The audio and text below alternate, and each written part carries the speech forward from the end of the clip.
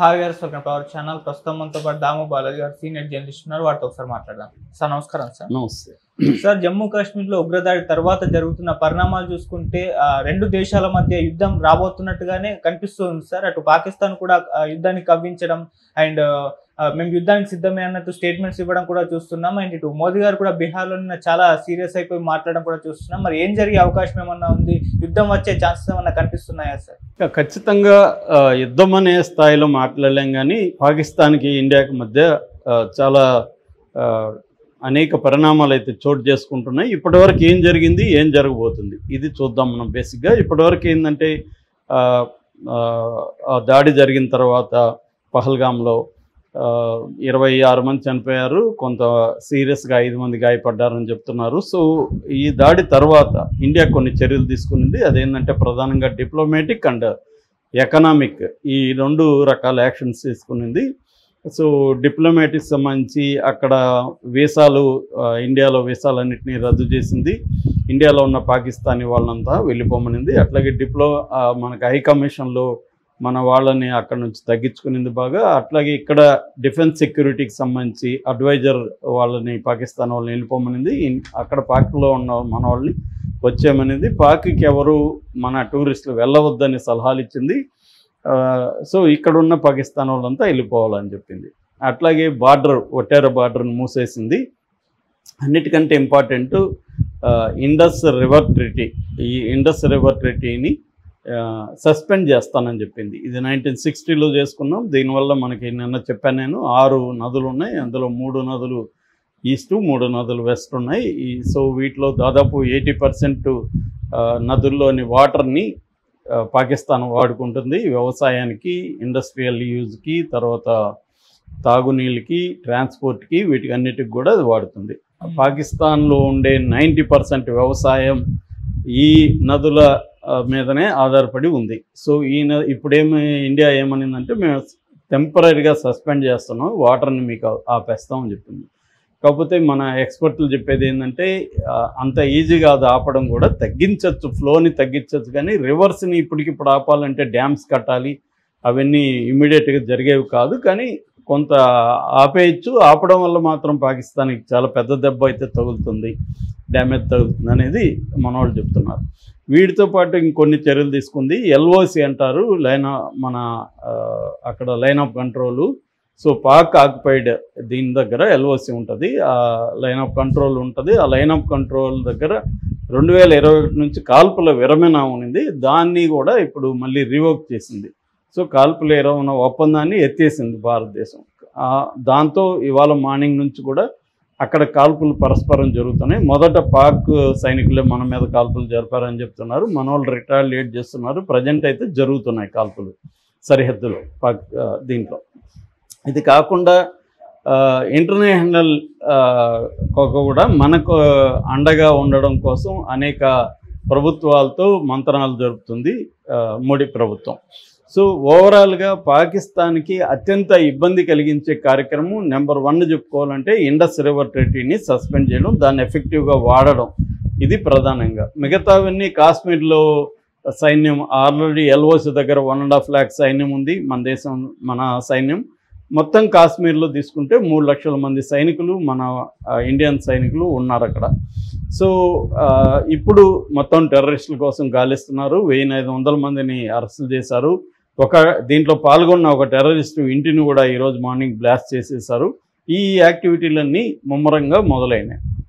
అయితే ఈ కాంటెక్స్లో పాకిస్తాన్ వైపు నుంచి చూసుకుంటే పాకిస్తాన్ కూడా రిటాలియేట్ చేసింది. పాకిస్తాన్ కూడా బైలేటరల్ ట్రేడ్ అగ్రిమెంట్స్ అన్నిటినీ రద్దు చేసేసింది, including Simla agreement. Simla agreement అనేది 1972లో, అంటే 1971లో బంగ్లాదేశ్ విడిపోయినప్పుడు మనకి పాకిస్తాన్కి యుద్ధం జరిగింది. ఆ యుద్ధం తర్వాత సిమ్లా అగ్రిమెంట్ జరిగింది. ఆ సిమ్లా అగ్రిమెంట్ ఏం చెప్తుందంటే మనకి పాకిస్తాన్కి మధ్య ఎటువంటి గొడవలు జరిగినా మన ఇద్దరమే కూర్చొని శాంతియుతంగా పరిష్కారం చేసుకోవాలా, థర్డ్ పార్టీని అలో చేయొద్దు.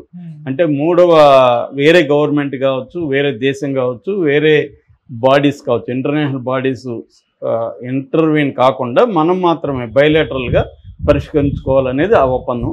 సో ఆ ఒప్పందాన్ని కూడా పాకిస్తాన్ రద్దు చేసింది. అలాగే వాఘా బార్డర్ను మూసేసింది పాకిస్తాన్ కూడా వీసాలు రద్దు చేయడం, ఒక సిక్కులు మాత్రం మా దేశానికి రావచ్చు, మిగతా ఎవరు ఇండియా నుంచి రావడానికి లేదని డిక్లేర్ చేసింది. డిప్లొమాట్స్ని వాళ్ళు కూడా వెనక తీసుకున్నారు. ఇది మామూలుగా జరిగింది. అయితే ఇప్పుడు పాకిస్తాన్ ఒక తీవ్రమైన హెచ్చరిక చేసింది. అదేంటంటే మీరు కానీ ఇండస్ రివర్ ట్రెటీని కానీ బ్రేక్ చేస్తే, ఇండస్ వాటర్ ట్రెటీ అంటారు దాన్ని, IWT, ఆ ఇండస్ వాటర్ ట్రెటీని కానీ మీరు బ్రేక్ చేస్తే ఇది మేము యాక్ట్ ఆఫ్ వార్గా పరిగణిస్తాం, అంటే యుద్ధ చర్యగా పరిగణించి మా రిటాలియేషన్ వేరే ఉంటుంది అనేది పాకిస్తాన్ తీవ్రంగా హెచ్చరించింది. ఈ నేపథ్యంలో మోడీ నిన్న బీహార్లో ఎలక్షన్ క్యాంపెయిన్కి వెళ్ళాడు. ఆయన బిగినింగ్లో చనిపోయిన వాళ్ళకి ఆత్మశాంతి కోసం మౌనంగా ఉండి తర్వాత హిందీలో ఉపన్యాసం స్టార్ట్ చేసి, హిందీలో ఆయన ప్రధానంగా ఏం చెప్పాడంటే, మేము ఈ టెర్రరిస్టులని విడిచిపెట్టము, వాళ్ళకి సపోర్ట్ చేసిన వాళ్ళని ఏరి చంపుతాము, వాళ్ళ భూభాగాన్ని కూడా మట్టిలో కలిపేస్తాము అనేది ఆయన చెప్పాడు. దాని తర్వాత సడన్గా ఇంగ్లీష్లో కూడా ఒక చిన్న ఇది మాట్లాడాడు. అదేంటంటే, we identify, we trace and we punish the terrorists and their backers అని ఆయన చెప్పాడు. ఎందుకు సడన్గా, మామూలుగా మోడీ ఎప్పుడు కూడా ఇంటర్నేషనల్ వేదికల్లో కూడా హిందీలోనూ మాట్లాడతాడు, అలాంటి వ్యక్తి సడన్గా ఇంగ్లీష్లో ఎందుకు మాట్లాడాడంటే ఇది ప్రపంచానికి తెలియాలి భారత స్టాండ్ ఏంటో అనేది ఆయన ఫర్మ్. ఇప్పుడు ఇది భారతీయుల్లో ఒక ఉత్సాహాన్ని నింపింది. మోడీ స్ట్రాంగ్గా ఉన్నాడని, అట్ ద సేమ్ టైం పాకిస్తాన్లో బగ్గుమంటున్నారు. ఎందుకంటే మోడీ చెప్పిన మాటల్లో ఏంటి ఉందంటే, టెర్రరిస్టులు మాత్రమే ఆయన చెప్పలేదు. మొన్నటి వరకు ఎప్పుడు కూడా ఇంతకుముందు జరిగినప్పుడంతా టెర్రరిస్టులు అనేవాళ్ళు, ఈసారి వాళ్ళ బ్యాకర్స్ అంటున్నారు. సో టెర్రరిస్టుల బ్యాకర్స్ ఎవరు? ఆబ్వియస్లీ పాకిస్తాన్ సైన్యము, ISI వీళ్ళే టెర్రరిస్టులని తయారు చేసి మనకు పంపిస్తున్నారు. సో కాబట్టి వాళ్ళ బ్యాకర్స్ని కూడా వదిలిపెట్టము, ఐడెంటిఫై, ట్రేస్ అండ్ పనిష్. ఆ పనిష్మెంట్ కూడా ఎలా ఉంటుందంటే, వాళ్ళు కల్లో కూడా ఊహించుకోలేని విధంగా పనిష్మెంట్ ఉంటుంది అనేది కూడా ఆయన హిందీలో చెప్పాడు. సో ఈ స్థాయిలో మోడీ ఒక అగ్రెసివ్గా గతంలో అంతా కూడా మోడీ యుద్ధాలు మంచివి కాదు, యుద్ధాల టైం కాదు ఇది అనేది అనేకసార్లు చెప్పిన మోడీ ఈసారి ఒక రకమైన యుద్ధ శంఖారావాన్ని పూరించినాడా అన్నట్టుగా మాట్లాడాడు. అది కూడా చాలా ఫర్మ్గా ఉంది. అంతకుముందు రాజ్నాథ్ సింగ్ కూడా ఇలాంటి మాటలు మాట్లాడాడు. అంటే క్లియర్గా ఇండియా పాకిస్తాన్ చేస్తున్న పదే టెర్రరిస్టులను మన దేశంలోకి పంపి ప్రాక్సీ వార్ అంటారు.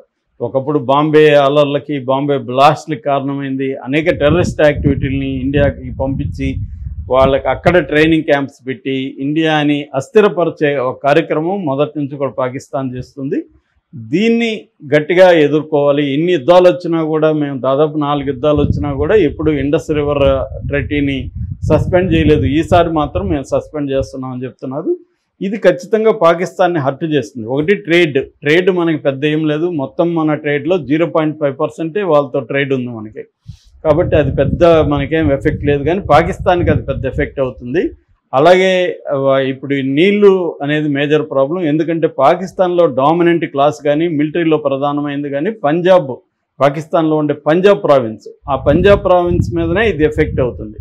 సో వాళ్ళ మీద ఎఫెక్ట్ అయితే మొత్తం పాకిస్తాన్ ఎఫెక్ట్ అవుతుంది. ఆల్రెడీ పాకిస్తాన్ అనేక ఇబ్బందుల్లో ఉంది. ఇటు బలూచిస్తాన్ కానీ, ఇటు ఖైబర్ పఖ్తూన్ఖ్వా అనే ఏరియా కానీ, ఈ 2 ఏరియాల్లో ఆల్రెడీ పెద్ద ఎత్తున అక్కడ తిరుగుబాట్లు జరుగుతున్నాయి. ఈ మధ్యనే బలూచిస్తాన్లో పాకిస్తాన్ ట్రైన్ని హైజాక్ చేసి వాళ్ళు పెద్ద ఎత్తున మిలిటరీ అధికారులను చంపేశారు.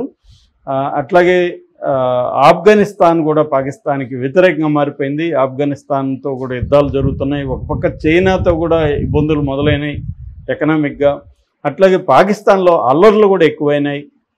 ముఖ్యంగా ఇమ్రాన్ ఖాన్ అరెస్ట్ తర్వాత ఇమ్రాన్ ఖాన్ మద్దతుదారులు దేశం అంతా కూడా చాలా తీవ్రమైన ఆందోళన చేస్తున్నారు. మరోవైపు అక్కడ టెర్రరిస్ట్ యాక్టివిటీలు కూడా పెరిగినాయి. 1100 అంటే 1100 attacks, terrorist attacks last year జరిగాయి పాకిస్తాన్లో. అంటే అట్లాగే ఎకనామిక్ క్రైసిస్ పెద్ద ఎత్తున నడుస్తుంది. సో ఈ రకమైన ఇది లోపల ఉంటే బయట నుంచి కూడా మద్దతు అనేది పాకిస్తాన్కి తగ్గిపోయింది. ఒకప్పుడు అమెరికా మద్దతు ఉండేది, ఇవాళ అమెరికా కానీ దాని మిత్రుల్లో కానీ అందరూ కూడా ఇండియాకి సపోర్ట్ చేస్తున్నారు, పాకిస్తాన్కి లేదు. చైనా ఒకటే చేయాలి, చైనాతో కూడా ఇబ్బందులు ఉన్నాయి. కాబట్టి పాకిస్తాన్ ఐసోలేట్ అయింది, ఇంటర్నల్ ప్రాబ్లమ్స్ ఉన్నాయి. కానీ అది యుద్ధానికి అయితే కవ్విస్తుంది. దీనికి ప్రధాన కారణం ఏంటంటే అక్కడ ఉన్న మిలిటరీ ఆర్మీ చీఫ్ అంటారు ఆసిఫ్ మునీర్.